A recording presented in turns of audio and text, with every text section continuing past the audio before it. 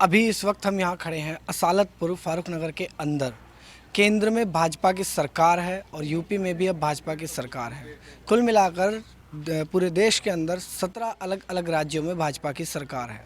सबका साथ सबका विकास की बात की जा रही है, लेकिन एक वर्ग ऐसा है जिसको लगातार निशाने पर लिया जा रहा है, वो है मुस्लिम समाज। अलवर का जो अभी मामला सामने आया है वो बहुत ज़्यादा भयावह है। उसने मुस्लिम समाज के अंदर किस तरह का माहौल पैदा कर दिया है, ये एक बड़ा सवाल है। क्या हमारे देश में मुस्लिम समाज को रहने की इजाज़त नहीं है? क्या ये देश सिर्फ हिंदुओं का ही है? मुस्लिम समाज जो लगातार एक बड़े अरसे से, लंबे अरसे से लगातार इस देश में रहता चला आया है, उनकी राष्ट्रभक्ति पर क्यों हमेशा सवाल खड़ा किया जाता है, जब वो भी देश के हित में ही काम करते हैं? और इस तरह की कुछ अगर गतिविधियों की बात करें, जिस तरह से आतंकवाद के साथ इस्लाम को जोड़ा जाता है, तो हिंदू लोग भी कई ऐसे हैं जिनका नाम आतंकवाद के साथ जुड़ा है। तो फिर आखिर मुस्लिम समाज ही निशाने पर क्यों होता है?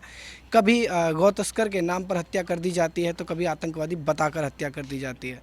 बेकाबू होती भीड़ लगातार सड़कों पर मुस्लिम समाज के जो लोग होते हैं उनको मारती है, पीटती है। उस वक्त न शासन बीच में आता है, न प्रशासन बीच में आता है। वजह क्या है इस सब की? और अब जो मुस्लिम समाज है वो इन सब घटनाओं को लेकर क्या करने वाला है? वो सरकार को किस तरीके से चुनौती देंगे, या फिर वो सरकार के जो कुछ भी चल रहा है उसके साथ चुपचाप चलते चले जाएंगे? उसी पर हम बात करने के लिए यहाँ आए हैं, जो एक मुस्लिम कस्बा है फारूक नगर के नाम से। जो लोग हमारे साथ हैं उनसे जानेंगे। अभी राजस्थान में अलवर में एक मुस्लिम कारोबारी थे जो गाय खरीद कर लेकर आ रहे थे। वो दूध का काम करते थे, उसके लिए लेकर आ रहे थे। भीड़ ने उनको गौ तस्कर कहा और उनको इतना ज़्यादा मारा गया कि उनकी मृत्यु हो गई है।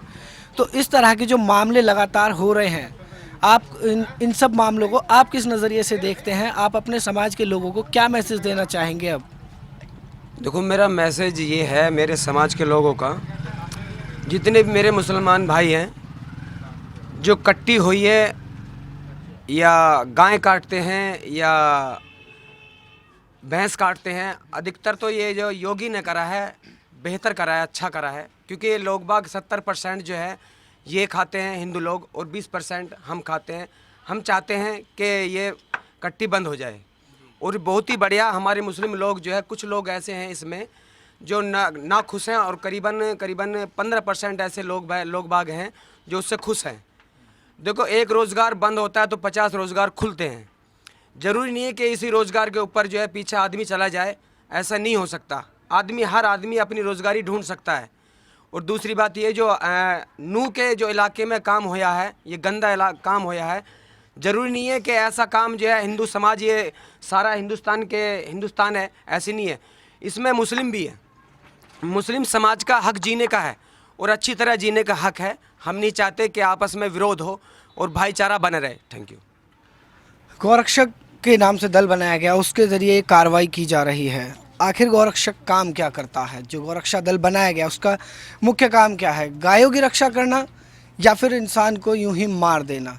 जिस कारोबारी की जो हत्या हुई है, जो मुस्लिम थे, वो गाय को रमज़ान का जो महीना अभी शुरू होने वाला है उसके चलते लेकर आ रहे थे, ताकि रमज़ान में उसका दूध इस्तेमाल किया जा सके। लेकिन जो घटना हुई है वो बहुत ज़्यादा दर्दनाक थी, हिला देने वाली ये घटना थी। गौ तस्करी का आरोप अक्सर लगाया जा रहा है मुस्लिमों पर। आपका जवाब मैं जानना चाहूँगा कि इस तरह के आरोप सही हैं क्या? सच में मुस्लिम गौ तस्करी करते हैं? नहीं, ये जी गलत है जी, बिल्कुल। तो जिस तरह के आरोप लगते हैं और इस तरह के जो मामले सामने आ रहे हैं, आप अपने जो समाज के लोग हैं उनको इस बारे में क्या बताना चाहेंगे, कि क्या मैसेज देना बेहतर समझते हैं? तो मेरा मैसेज ये है कि ये आड़ में जो है हमारे कुछ भाई हिंदू लोगों में भी ऐसे हैं कि मुसलमानों को जो है गाय वगैरह दे के और भिजवा देते हैं, और रास्ते में उनको जो है गौ तस्कर समझ करके उन पर जुल्म ढाया जाता है या उनकी हत्या कर दी जाती है। अगर हिंदू समाज की बात करें तो आपका नज़रिया क्या है? कितने ऐसे हिंदू समाज के लोग हैं जो गोश्त ज़्यादा खाते होंगे, या सिर्फ मुस्लिम ही ज़्यादा गोश्त खाते हैं? नहीं, हिंदू जो है अब इस वक्त में जो है 70% लोग गोश्त खाते हैं और 20% करीब लोग हमारे गोश्त खाते हैं। ऐसा नहीं कि सारे मुस्लिम गोश्त खाते हैं, बल्कि 70% जो है हमारे हिंदू भाई भी गोश्त खाते हैं। तो हम तो ये चाह रहे हैं कि हमारे जो कि ये गोश्त अगर बिल्कुल बंद हो जाए तो हमें कोई एलर्जी नहीं, कोई ना कोई एतराज़ इससे। जी। धर्म के नाम पर जो खेल चल रहा है, जो मारने और काटने का जो खेल धर्म के नाम पर चल रहा है, वो बहुत ज़्यादा ख़तरनाक है और धीरे धीरे ये और भी ज़्यादा ख़तरनाक हो सकता है अगर जल्द ही इस पर रोकथाम नहीं की गई। मुस्लिम कस्बों में आकर आज रिपोर्टिंग करने की सबसे बड़ी वजह हमारी ये है, हम ये जानना चाहते हैं कि जिस तरह के आरोप अक्सर लगाए जाते हैं मुस्लिम समाज पर, यह कहा जाता है कि वो देशद्रोही होते हैं और बात बात पर ये बातें कही जाती हैं कि पाकिस्तान चले जाएं, तो क्या वाकई मुस्लिम समाज पाकिस्तान को ज़्यादा प्यार करता है? आपका नाम क्या है? मेरा नाम खराती है। जी, ये जो मुस्लिम समाज को लगातार निशाना बनाया जा रहा है, आपको लग रहा है सरकार जानबूझ के कर रही है या फिर कहीं ना कहीं मुस्लिम लोगों में भी कुछ गलतियां हैं? मुस्लिम लोगों में गलती ये है कि ये तो कुर्बानी के बकरे हैं ना, चारों ओर कहीं पेल ले। जी, आगे समझ में भाई, इन पर तो लगाना ही लगाना है।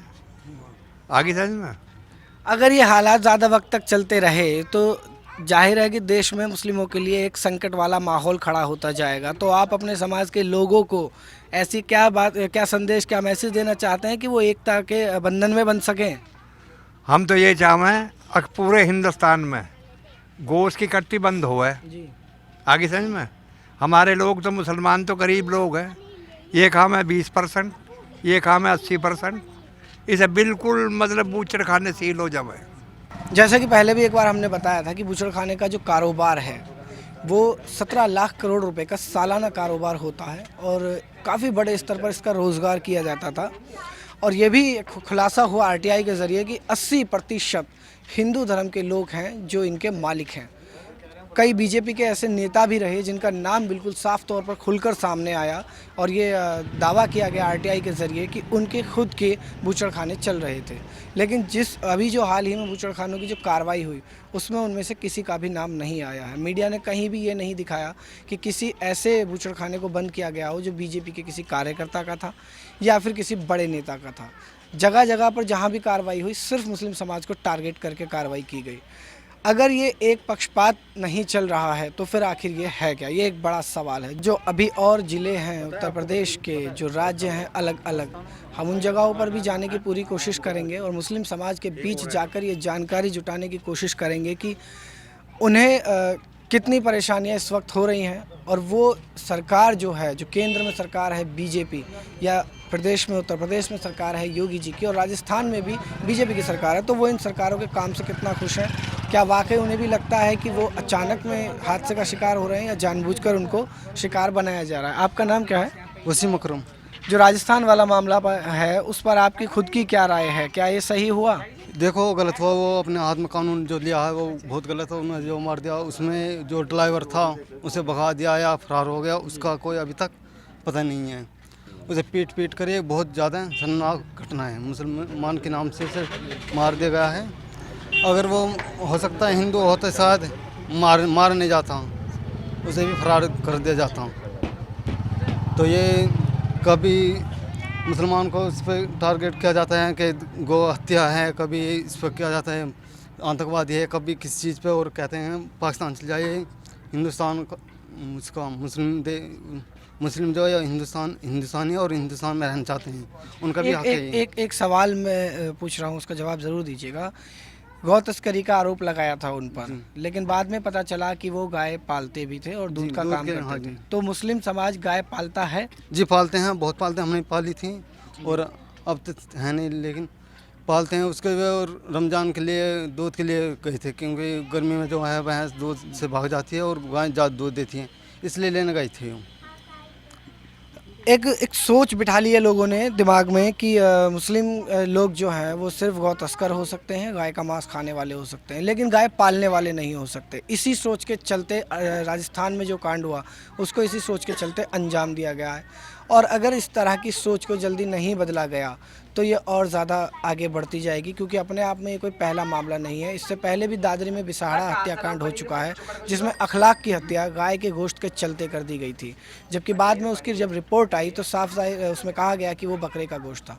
इस तरह की घटनाएं लगातार धीरे धीरे बढ़ती जा रही हैं। सरकार को इस तरफ ज़रूर ध्यान देना चाहिए अगर देश के हालातों को बराबर सही तरीके पर रखना चाहते हैं तो। कैमरा पर्सन गौतम के साथ मैं लव कुमार, असालतपुर, फारुख नगर, नेशनल दस्तक।